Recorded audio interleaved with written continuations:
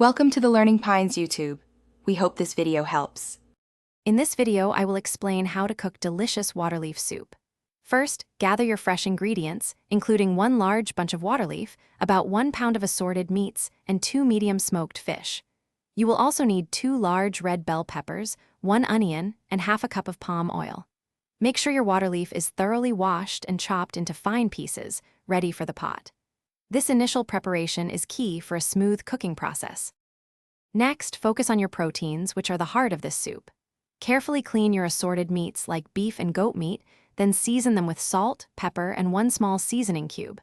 Boil them until they are very tender, which usually takes about 30 to 45 minutes. In a separate pot, gently cook your smoked fish for about 5 minutes to soften it. Remember to save all the flavorful broth from the cooked meats. This liquid is packed with taste. Now, let us build the essential flavor base for your soup. Pour about half a cup of palm oil into a large pot and heat it gently over medium-low heat for about 3 minutes. Do not let it smoke. Add your chopped onions and the blended mixture of red bell peppers and 1 Scotch bonnet pepper.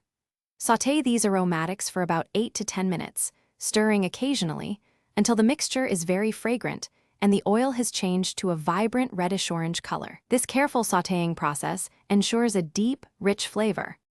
It is time to bring all these wonderful elements together.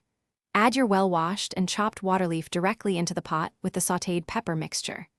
Stir it in thoroughly, then gently incorporate your tender cooked meats and the softened smoked fish.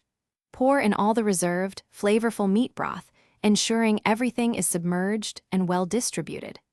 Allow the soup to simmer gently on low heat for about 10 to 12 minutes, letting all the individual flavors intertwine and develop into a cohesive, delicious meal.